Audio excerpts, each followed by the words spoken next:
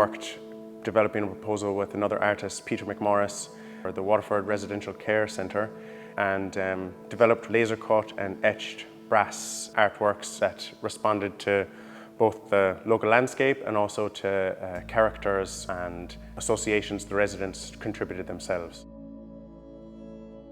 This was a brand new build, and it was very important that the residents be included in the new building and the design. We facilitated group workshops, first of all, to do some reminiscence on the centre and the history of it. The captions on the art pieces are the words that were described at those workshops, and that made it very personal and very much a reminiscence about the famous characters and the place names associated with Waterford.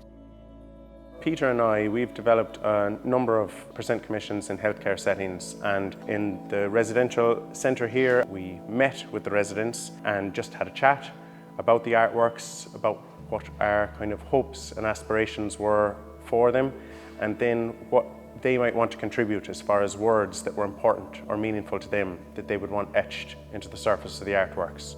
In an acute hospital context, it's very hard to have the patient voice because there's such a high turnover of people. When you have a setting where there are people that we know will be using the space, it's great to include their voice in any decisions about the building that they will be living in.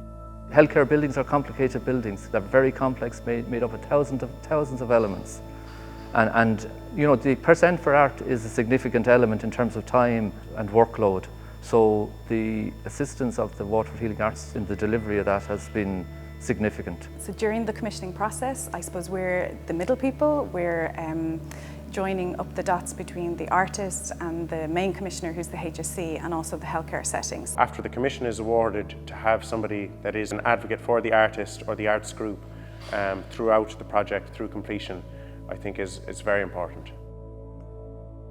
This was a massive project, but it brought everybody together in the centre, not just the residents. It brought the staff, it brought their families, and it gave them the input into the centre here to make it a home. The residents are on the journey of life, you know, they're on the latter stage of their life, and this is their home.